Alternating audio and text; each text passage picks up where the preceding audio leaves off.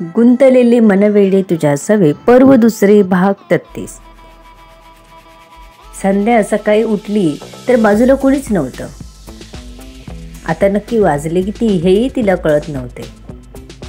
तिने बाजूच्या टेबलवर ठेवलेला आपला फोन घेतला आणि बघितलं 9 वाजले होते. अरे बापरे, एवढे वाजले आणि आपल्याला जागच आली नाही. वेदनेही उठवलं नाही. तरी बरं आज रविवार होता. ती बेडवरून खाली उतरायला गेली तर तिला थोडं पोटात दुखल्यासारखं जाणवलं. ती तसंच चालायचा प्रयत्न करत होती, पण तिला ते दुखणं हळूहळू वाढल्यासारखं वाटत होतं. कदाचित आपल्याला गॅस झाला असेल म्हणून आपल्या पोटात दुखत असेल, किंवा मग तिला पित्त झालं असेल असं वाटत होतं. आपल्याला बहुतेक काल खाल्लेलं पचलं नाही असं तिने मनाशी अंदाज लावत वॉशरूम गाठलं. काय होतंय आपल्याला तिलाच कळत नव्हतं. तिने मोठ्या मुश्किलीने फ्रेश होऊन कसं तरी किचन गाठलं. तर साधना आज नाश्त्याला टोस्ट सँडविच बनवत होती. ते बघून तिच्या तर तोंडाला पाणी सुटलं. याआधी असं कधी झालं नव्हतं. अचानक आपल्याला हे उचलून लगेच खायला मन का करतंय? तिला तर आता हे कळण्यापलीकडे वाटत होतं. ती तिथेच कट्ट्याला टेकून कितीतरी वेळ उभी होती. तिला असं उभं राहिलेलं बघून साधना म्हणाली, काय गो, एवढी कोणत्या विचारात हरवलीस?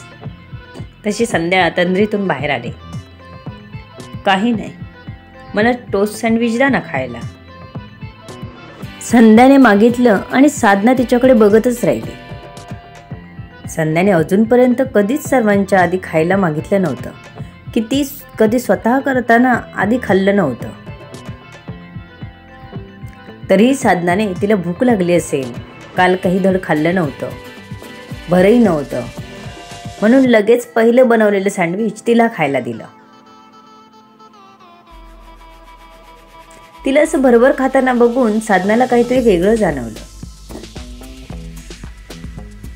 संध्या, तुला अजून देऊ का? साधनाने विचारलं आणि संध्या त्यावर चक्क हा म्हणाली. तसं साधनाचे तर डोळेच फिरले.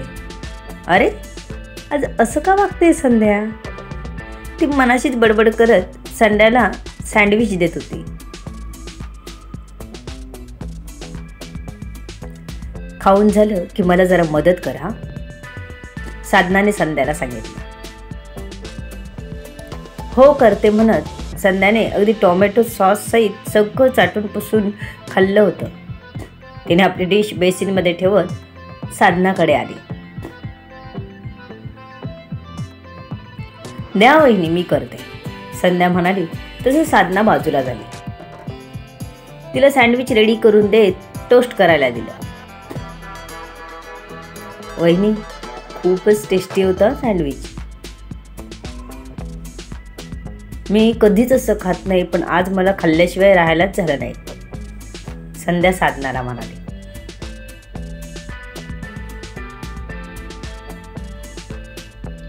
होतं असं कधी कधी. मी काही तुला बोलत नाही, तू पटकन कर आता, बाहेर सर्वांना भूक लागली असेल, साधना म्हणाली. साधनाचा स्वभाव एकदम साधा होता. उगाच प्रत्येक गोष्टीचा पिंजरा करायची सवय नव्हती तिला. संध्याचं आणि तिचं छान ट्युनिंग होतं. दोघी एकमेकींना समजून घेत. वेदी गेल्यानंतर तर साधना आणि संध्या जास्तच जवळ आल्या होत्या. एकमेकींना सावरत त्या काम करत होत्या. संध्या कामाला जाते म्हणून आयतं उठून साधनाच्या जीवावर सगळं टाकून कधीच जात नव्हती. ती आपला, वेदचा आणि वेदीचा डब्बा बनवून जात होती. घरातलं थोडंफार काम करून जायची. येऊन संध्याकाळचं जेवण करायची. त्यामुळे साधनालाही कधी तिच्यासोबत ऑकवर्ड वाटत नव्हतं, की तिचा कधी राग येत नसे.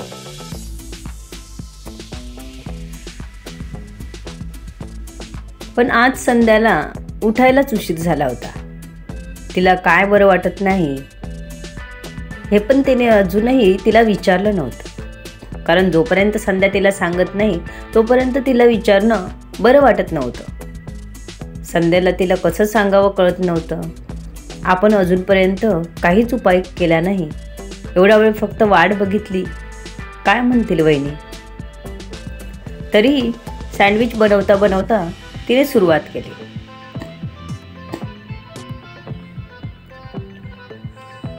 वहिनी, आम्ही गायनेकोलॉजिस्टकडे मुलासाठी जातोय कारण आम्हाला मूल होत नाही.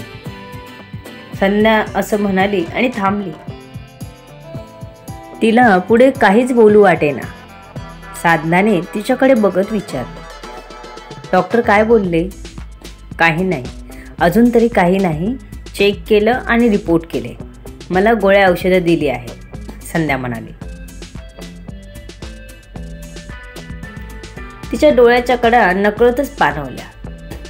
आपल्याला मूल होत नाही हे सांगायला तिला कसं तरीच वाटत होतं.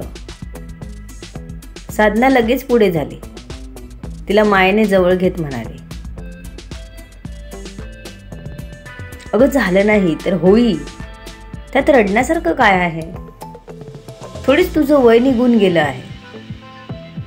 वेद भाऊजी काहीतरी नक्कीच करतील. त्यांना तू असं रडलेलं कळलं ना तर त्यांना किती वाईट वाटेल. तुला किती प्रेम करतात बघितलंस ना. चल, नको रडत बसू आणि टेन्शन पण अजिबात नको घेऊ. डोळे पुस आधी ते. साधनाने तिला प्रेमाने समजावलं होतं. साधनाला धाकट्या बहिणीसारखीच होती संध्या. तिला गप्प करत आणि इकडच्या तिकडच्या गप्पा मारत त्यांनी नाश्ता तयार केला. संध्याने सर्वांना नाश्ता दिला. संध्यावान, बरं वाटतंय का तुला? वेदांग बोलले. हो बाबा, बरं वाटतंय आता, संध्या त्यांना नाश्ता देता देता म्हणाली. वेद तुला काही त्रास नाही ना देत? वेदांग पुन्हा संध्याकडे बघत म्हणाले. नाही बाबा, ते कशाला त्रास देतील, ते माझी उलट काळजी घेतात, संध्या प्रेमाने म्हणाली. त्यालाही तू समजून घे. तो वेदी गेल्यापासून जरा बुजरा झालाय. वेदांग वेदकडे बघत म्हणाले. बाबा काय हो, तुम्ही पण ना. तीच अजून लहान आहे, मलाच समजून घ्यावं लागतं तिला, वेद हसत म्हणाला. तर संध्याही हसली पण मनात म्हणाली, तू ये आत, मग सांगते तुला लहान कोण होतं ते. ती मोठी मोठी पावलं टाकत तर आत गेली. आता साधनाला कळेना ही जाताना चांगली गेलेली, येताना हिचा वडाका फुगला. संध्या काय झालं असं रागवून बसायला? साधना म्हणाली. काही नाही, वेद मला लहान म्हणाले. संध्या असं म्हणाली तशी साधना जोरात हसली.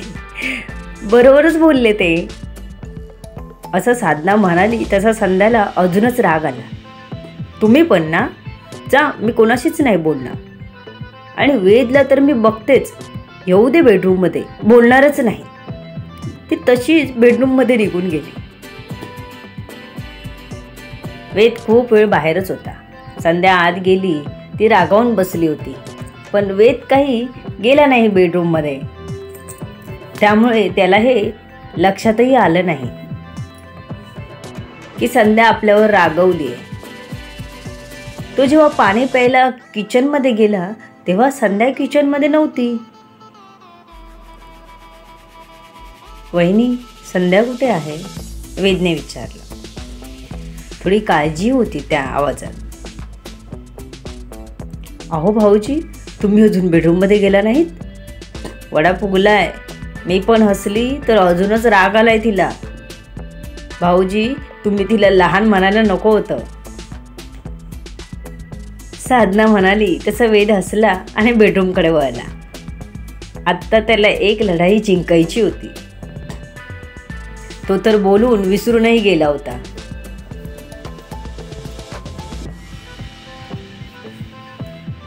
बेडरूमचा दरवाजा वाजवत त्याने संध्याला आवाजही दिला, संध्या दरवाजा उघड. तरी काहीच रिस्पॉन्स आला नाही. तसं त्याने अजून जोरात वाजवलं. झोपली की काही, तो मनाशीच बोलला. संध्या दरवाजा उघड ना. तो आता टेन्शनमध्ये आला होता. मी दरवाजा का नाही उघडत? करते तर खरंच लहान मुलासारखं, पण बोललं तर राग येतो. त्याने पुन्हा जोरात दरवाजा वाजवला. यावेळी दरवाजा उघडला, पण संध्या जाऊन पुन्हा बेडवर बसली. सगळ्यांना आपला इंगा दाखवणारा तो बायकोचे नखरे झेलत होता. त्याने मागे फिरून आधी दरवाजा लावला आणि संध्याजवळ बेडवर बसला. संध्या माझी लाडूबाई, सॉरी, तुला एवढा राग आला? मला माहीत नव्हतं. त्याने तिला जवळ घ्यायचा प्रयत्न केला. तसं संध्या ती एकदम ओरडली आणि त्याला ढकललं. तो बेसावध होता, त्यामुळे थोडा दचकून मागे झाला. मी लहान आहे ना, जा मग, येऊच नका. सगळ्यांसमोर माझी मस्करी सुचते. मला एकदम कमी लेखता तुम्ही. संध्या रडत म्हणाली. सहज बोललेल्या बोलण्याचा संध्याला इतका राग येईल आणि ती असा काही अर्थ काढेल, वेदण्याचा विचारही केला नव्हता.